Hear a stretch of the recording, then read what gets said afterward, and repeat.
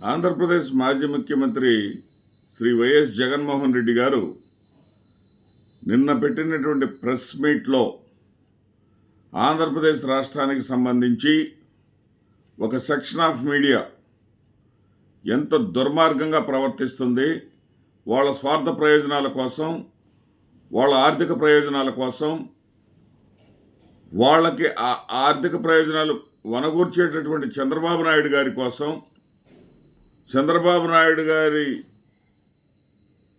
పాలనను సుస్థిరం చేయటం కోసం ఆంధ్రప్రదేశ్ భవిష్యత్తును ఎంత నాశనం చేస్తూ ఉంది, ఆంధ్రప్రదేశ్ ప్రజల మీద ఎంత పగబట్టింది చాలా స్పష్టంగా విశదీకరించడం జరిగింది.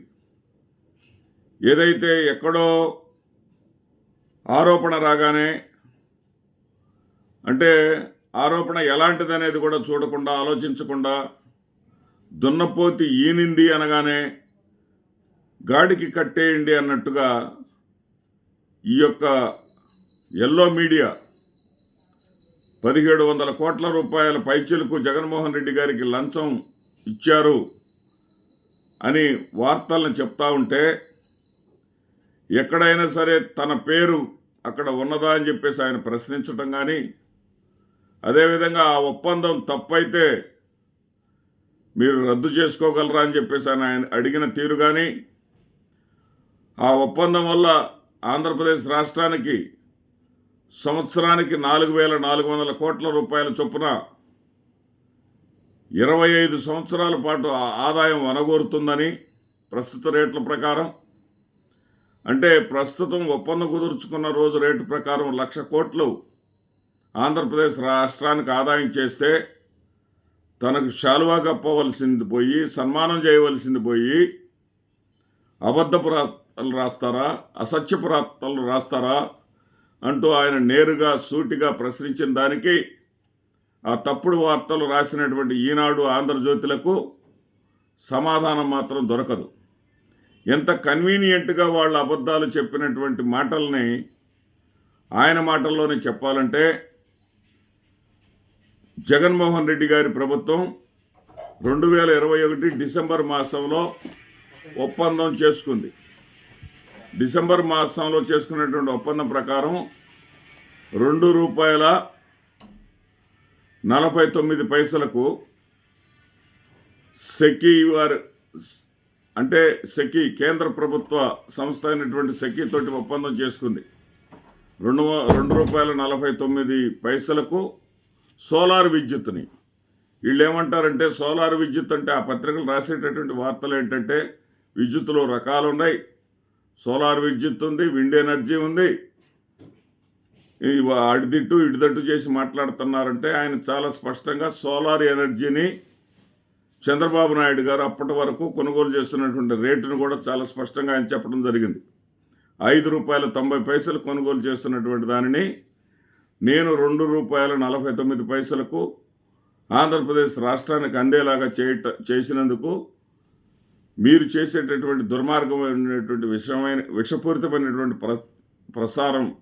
ప్రచారం ఇదే అని చెప్పేసి ఆయన, మీ ప్రసారాలు చేయటం ఏంటి అని చెప్పేసి ఆయన నిలదీయటం జరిగింది. ఈ నిలదీసేటటువంటి క్రమంలో ఆయన కన్వీనియంట్గా వాళ్ళు ఏం చెప్పారు, ఏది గుజరాత్లో ₹1.99 కొనేటటువంటి వీళ్ళు ఈయన ₹2.49 అంటే 50 పైసలు ఎందుకు ఎక్కువ పెట్టవలసి వచ్చిందని ప్రశ్నించిన దానికి ఆయన చెప్పినటువంటి సమాధానం ఎంత సూటిగా ఉందంటే, ఎంత నేరుగా ఉందంటే, అంతకుముందు డిసెంబర్లో ఈయన ఒప్పందం చేసుకున్నారు, కానీ జూలై నెల 22వ తేదీన ఒడిశా రాష్ట్రం ఒప్పందం చేసుకుంది. వాళ్ళు సెకీ నుంచి కొనుగోలు చేసినటువంటి రేటు ₹2.61. అదేవిధంగా ఆగస్టు నెలలో ఛత్తీస్గఢ్ ప్రభుత్వం ఆగస్టు నెల 12వ తేదీన ఒప్పందం చేసుకుంది.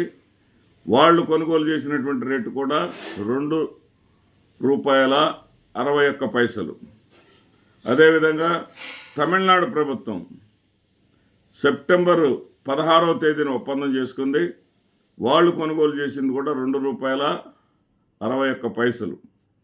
ఆ తర్వాత జగన్మోహన్ రెడ్డి గారు ఆంధ్రప్రదేశ్ రాష్ట్రానికి సంబంధించి చేసుకున్నటువంటి ఒప్పందం ₹2.49. దీనిని ఆయన చాలా వివరణ కూడా ఇచ్చారు. ఏది గుజరాత్కి ₹1.99 ఎలా వచ్చింది అనే దానికి వివరణ ఇచ్చారు. ఈ గుజరాత్ కానీ రాజస్థాన్ కానీ వాళ్ళలో ఎడారి ప్రాంతం ఉంటుంది. అక్కడ ఆయా రాష్ట్రాల్లో ఎడారి ప్రాంతం ఉంటుంది. ఎడారి ప్రాంతం ఉన్న దగ్గర ఈ యొక్క సూర్యరశ్మి అవైలబిలిటీ ఎక్కువ ఉంటుంది. సూర్యరశ్మి అవైలబిలిటీ ఎక్కువ ఉండటం అంటే మనకు అర్థమయ్యే భాషలో చెప్పాలంటే ఆయన ఇండస్ట్రియలిస్ట్ కాబట్టి, గొప్ప మేధావి కాబట్టి జగన్మోహన్ రెడ్డి గారు ఆయన చాలా స్పష్టంగా ఇరాడియేషన్ అనేటటువంటి పదాన్ని వాడటం జరిగింది. ఆ పదం వల్ల సామాన్యులకు మనలాంటి వాళ్ళకి అర్థం కాదు. కానీ అక్కడ అర్థమయ్యేటటువంటి పరిస్థితి ఏంటంటే ₹100 కానీ మనం స్పెండ్ చేస్తే అక్కడ 23.5 యూనిట్లను ఉత్పత్తి చేయవచ్చు. ఉదాహరణకు చెప్తున్నా.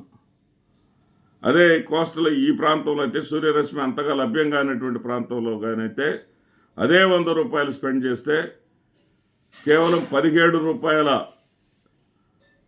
యూనిట్లు మాత్రమే ఇక్కడ ఉత్పత్తి అవుతుంది. అంటే అక్కడ ₹100కు చేయగలిగేటటువంటి ఉత్పత్తిని ఈ ప్రాంతాల్లో చెయ్యలేము. అయితే ట్రాన్స్మిషన్ ఛార్జెస్ ఉంటాయి. గుజరాత్లో కానీ రాజస్థాన్లో కానీ విద్యుత్